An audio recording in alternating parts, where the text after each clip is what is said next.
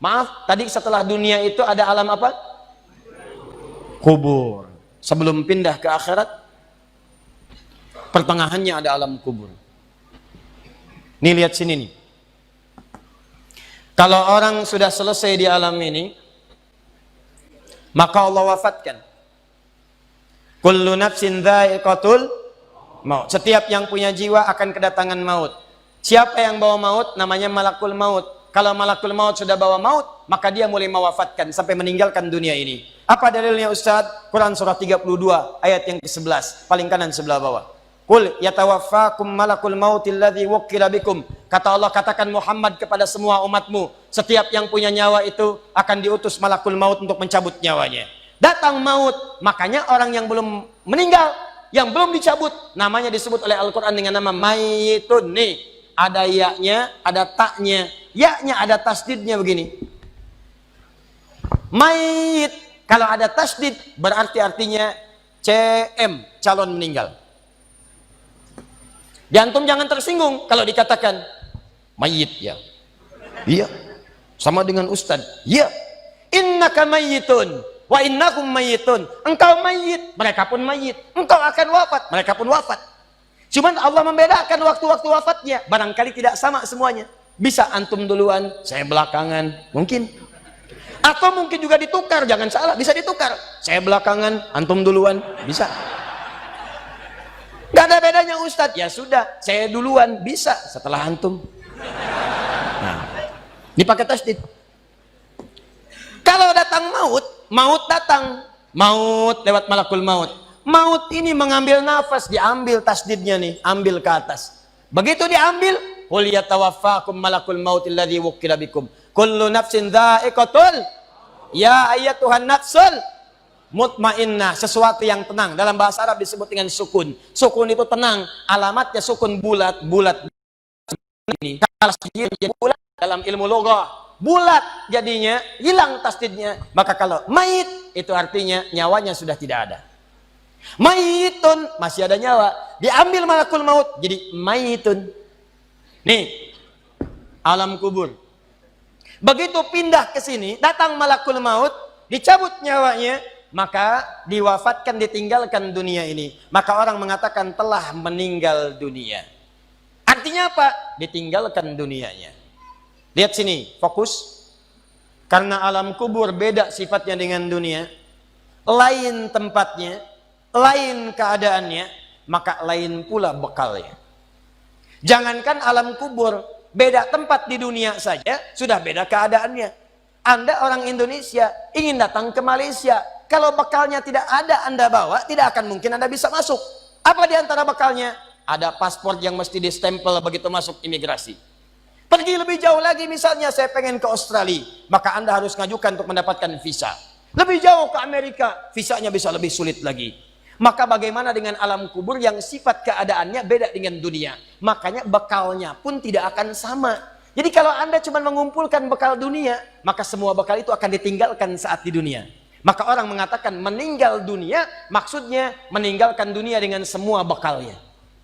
Nih, maaf ya, jam dunia, baju dunia, handphone dunia, gelas dunia. Jadi semua yang kita dapatkan di dunia, rumah yang luaskah, mobil yang mewahkah, pakaian yang glamourkah, kalau sudah meninggalkan semua alam dunia itu, maka hilanglah semua yang kita kenakan. Habis semua kita tinggalkan. Walaupun Anda koleksi yang bagus-bagus, tetap tidak akan pernah dibawa. Jangankan Anda, yang mengantarkan saja tidak akan menyertakan. Silahkan cek. Anda punya koleksi mobil paling bagus, apakah saat wafat dikuburkan dengan mobilnya? Tidak. Anda punya handphone paling mewah, kenangan tingkat tinggi. Di handphone itu suka dipakai bikin status tentang hadis, tentang ayat, tentang tafsir. Tiba-tiba ketika akan wafat, Anda wasiat kepada istri Anda tercinta. Mama, ini handphone kesayangan Papa. Handphone bekal ibadah. Tolong kalau meninggal, kuburkan dengan handphonenya. Kalau Mama kangen, miss call aja. Mustahil. Tuh air, mereknya Bengkulu Fillah. Nikmat di dunia. Tapi apakah ketika masuk ke alam kubur dibawa? Tidak. Selesai. Maka bagian pertama, Anda mesti sadar, ini yang mau saya sampaikan. Dan dari sini, saya akan lebih fokus kepada apa yang ingin saya sampaikan. Kita mesti sadar teman-teman sekalian, pertama kata Allah kita akan wafat. antum akan meninggal. Wafat. Wafat. Wafat. Wafat. Jadi antum kalau melihat di cermin tuh, ngaca dulu, ngaca, tunjuk wajah antum, wafat. Kamu akan wafat. Ketika Anda sadar Anda akan wafat, meninggalkan dunia ini, maka Anda mesti paham, udah punya bekal belum untuk pulang? Udah punya persiapan belum? Jangan-jangan Anda sibuk menyalakan rumah dunia Anda. Begitu padam listriknya, sibuk telepon PLN, telepon ini, telepon itu. Masuk ke alam kubur nggak ada cahaya, mau PLN mana yang dihubungi? PLN yang datang malaikat mungkar. Menerbuka. Siapa Tuhanmu? Siapa nabimu? Apa kitabmu? PLN. Gelap. Gelap dan gelap. Karena itu orang-orang yang tidak siap dengan kehidupan berikutnya, maka mohon maaf, dia akan merasa ketakutan ketika meninggalkan dunia ini. Bahkan ada yang saking takutnya, malaikat langsung bergerak untuk memaksa dia cepat meninggalkan tubuh dunianya.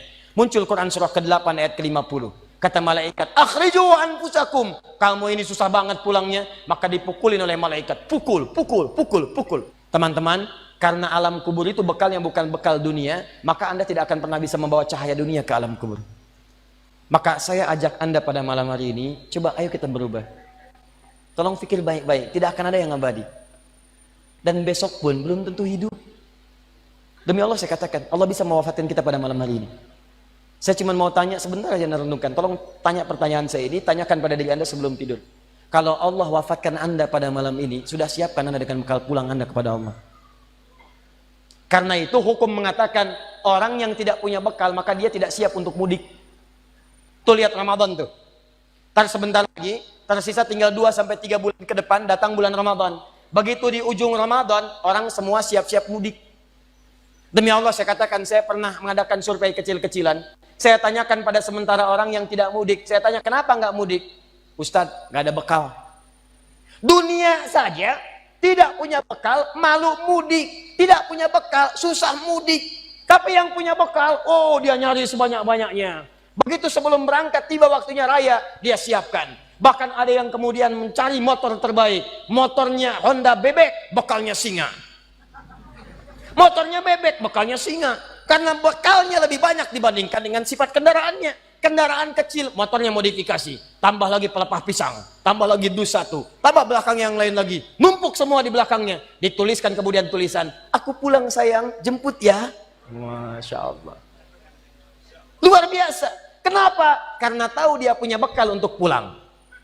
Dan yang dikunjungi pun dihubungi terlebih dahulu. Aku mau pulang. Maka yang di sana menyiapkan segala perlengkapan untuk menyambut yang pulang. Silahkan cek. Begitu tahu akan ada yang pulang mudik, maka rumah dicet. Makanan diada-adakan. Semua dimunculkan. Bahkan yang tidak ada pun menjadi ada. Cuma setahun sekali. Luarnya kongwan, dalamnya rangginang. Idul Fitri. Anda pun begitu. Jadi kalau dunia saja punya sifat mudik, maka akhirat pun demikian. Orang-orang yang punya petaknya cuma dunia saja, maka selesai hidupnya di sini. Kata Allah, nih saya berikan gambaran. Yang visinya cuma sampai sini, maka saya berikan semua kenikmatan dunianya seperti yang dia inginkan. Tapi begitu selesai ini, ditenggelamkan di alam kubur sampai kedalaman yang paling dalam. Turun ancaman. Allah tidak menginginkan semua manusia larut di sini. Tapi kata Allah, saya tidak maksa. Nih saya berikan gambaran kepada Anda. Kata Allah, turun surah Al-Humazah. Wailul likulli humazatin alladzi jama'a malahu yahsabu anna malahu akhlada. Kata Allah, hei yang terlampau sibuk dengan dunia. Suaminya sibuk cari harta, hitung lagi, hitung lagi, hitung lagi. Istrinya sibuk kumpul-kumpul dengan sesamanya, cuma membicarakan harta suami. Sosialita yang senang dengan kumpul-kumpul saja, tidak ada manfaatnya, cuman ngobrol, cuman gibah, cuma macam-macam. Makanya ketika menyebutkan kalimat saling cela, saling ngobrol, menggunakan tak marbutah. Tak marbutah menunjuk pada perempuan. Wailul likulli humazatil lumazah, pakai tak, sedangkan tak sifat menunjuk pada perempuan. Muslim laki-laki, kalau ingin jadikan perempuan tambah tak di ujungnya. Muslimah. Mukmin laki-laki, perempuan mukminah. soim laki-laki, perempuan. Wah, itu dia. Sesuatu yang kokoh, kuat, berwibawa, mantap, punya tenaga. Makanya tanda-tanda laki-laki pun beda. Punya kumis, laki-laki berkumis, perempuan tidak. Punya wibawa, punya kata-kata yang kuat. Makanya kalau ada laki-laki suaranya sedikit gemulai saja, itu akan kehilangan sifat wibawanya. Nama siapa? Nia. Oh. Nama? Nia. Nama lengkap? Kurnia.